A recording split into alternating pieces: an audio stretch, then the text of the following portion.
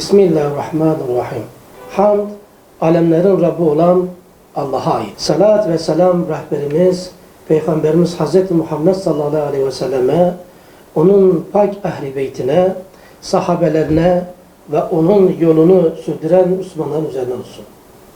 Bizleri Kur'an-ı Kerim'de kıymet verilen 4 aydan biri olan Muharrem ayına ve bu ayın 10. günde tekabül eden Aşura gününe ulaştıran Allah'a şükürler olsun. İnsanlık tarihini alakadar eden mühim hadiselerin gerçekleştiği Aşure günü, Hz. İbrahim'den beri hürmet gösterilen bir aydır.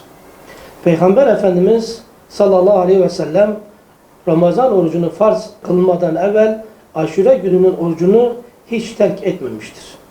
Ramazandan sonra tutulan en faziletli orucun Muharrem ayında tutulan oruç olduğuna dair hadis-i şerifler bu ayın faziletine işaret buyurmaktadır. Aşure günü birçok peygamberin hayatında ciddi hadiselerin yaşandığı bir gün olduğu için müstesna bir öneme sahiptir. Bu hadiselerin tümü Yüce Rabbimizin kudretine ve yardımına delalet etmekte ve bütün Müslümanlardan manevi bir haz ve hoş bir duygu bırakmaktadır. Bütün bunların yanı sıra 10 Muharrem Aşure günü Resulullah sallallahu aleyhi ve sellem'in vefatından 50 sene sonra Hicri 61. yılı Muharrem ayının 10. gününde Nübüvvet Mektebi'nin gonca güllerinin Kerbela'da şehit edilmelerinin de yıl dönümüdür. İslam tarihinde benzeri neredeyse bulunmayan ve müminlerin kalplerini kıyamete kadar kanatacak olan Kerbela hadisesi Müslümanlar için unutulmaz ve önemli bir kıyam örneğidir.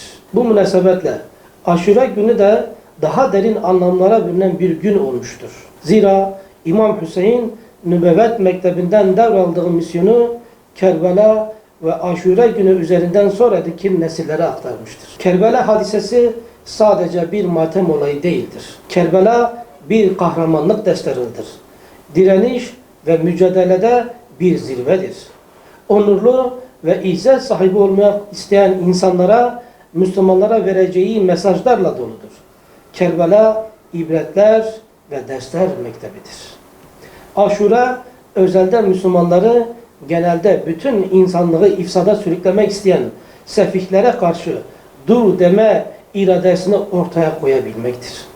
Aşura toplum içerisinde oluşturmak istenen ahlaki yozlaşmaya karşı kadın, erkek, genç ve yaşlısıyla topyekün bir mücadele azmidir. Aşure zulümle, sefahatla, hak gaspı ile haramı helal, helalı da haram kılma ve dünya ihtiraslarına kapılmak suretiyle toplumu sırat-ı müstakimden uzaklaştırmak isteyen Yezidi sisteme karşı Risalet Mektebi'nden alınan dersle Hüseyin'in misyonu olarak karşı koyabilmektir.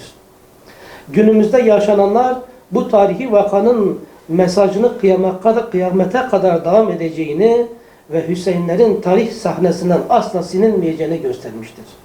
Bugün Kerbelaları yüreğimizin ta derinliklerinde Suriye, Arakan, Yemen, Keşmir, Filistin, Mısır, Doğu Türkistan ve canlarını Rabbe adandığı birçok İslam beldesinde tekrar her gün duyuyor ve yaşıyoruz. Ümmet zalimlerin ölüm kılıçları altında feryad-ı figan ediyor. Zillet ve zulüm ümmet coğrafyasını adeta esir almış bir durumdadır. Peygamber Sevdaları Vakfı olarak Peygamber sevdalısı halkımıza böylesi hayırlı bir günde Aşure orucunu tutmalarını, ümmetin mevcut halinden kurtulması için Kur'an ve sünnetin etrafında kenetlenip kavli ve fiili duada bulunmalarını, sılah-i rahimde bulunmalarını, bol bol sadaka vermelerini, selamı aralarında yaymalarını ve bolca dua etmelerini tavsiye ediyoruz. Tüm anne babalara sesleniyoruz. Toplumu bozmaya çalışan şer güçler tüm imkanlarını seferber ederek aileleri parçalamaya, gençlerimizi İslami yaşantıdan uzaklaştırıp ahlaki yapısını bozmaya çalışmaktadırlar. Kalemiz olan aile yaşantımızı ve gençlerimizi Kur'ani bir yaşantı ile muhafaza etmeye çalışalım.